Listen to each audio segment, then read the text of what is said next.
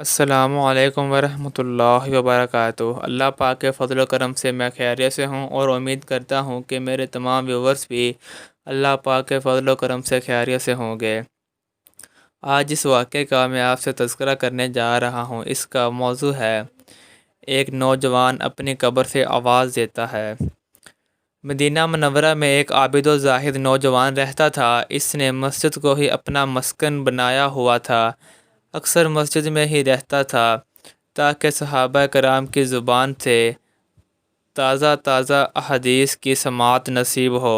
اس کا ایک بوڑھا باپ تھا۔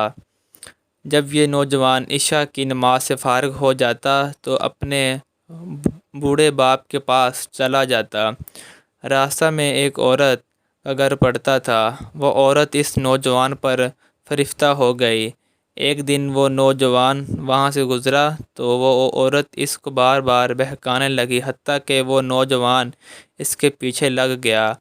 جب اس کے گھر میں داخل ہونے لگا تو اسے اللہ تعالیٰ کا ایک فرمان یاد آ گیا۔ ترجمہ: یقیناً جو لوگ خدا ترس ہیں، جب ان کا کوئی خطرہ شیطان کی طرف سے آ جاتا ہے تو وہ یاد میں لگ جاتے ہیں تو یکایک ان کی آنکھیں کھل جاتی ہیں۔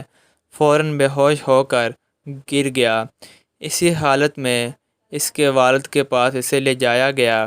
نوجوان اسی حالت بے ہوشی میں رہا حتیٰ کہ رات کا تہائی حصہ گزر گیا۔ پھر جب اسے ہوش آیا تو اس کے باپ نے پوچھا کہ کیا ہوا تھا۔ اس نوجوان نے سارا واقعہ کہہ سنایا۔ باپ نے اس کو کہا، اے بیٹے، تو نے کون سی آیت پڑھی تھی؟ اس نے وہ آیت پڑھی تو وہ پھر بے ہوش ہو گیا۔ جب کہ گھر کے تمام افراد آس پاس کے پڑوسی جمع ہوئے تو اس کو ہلایا تو دیکھا کہ وہ مرا ہوا تھا۔ چنانچہ اس کو غسل دے کر رات کے وقت دفن کر دیا۔ صبح ہوئی تو حضرت عمر رضی اللہ تعالیٰ عنہ کو اس کے واقعے کی خبر پہنچی تو اس نوجوان کے باپ کے پاس آئے، تعزیت کی۔ پھر اس نوجوان کی قبر پر تشریف لے گئے اور چلا کر کہا، اے فلاں! جو شخص اپنے رب کے سامنے کھڑے ہونے سے ڈرتا ہے، اس کے لیے 2 باغ ہیں۔ اس نوجوان نے قبر سے جواب دیا کہ اے عمر رضی اللہ تعالیٰ عنہ، مجھے میرے رب نے جنت میں 2 باغ عطا کیے ہیں۔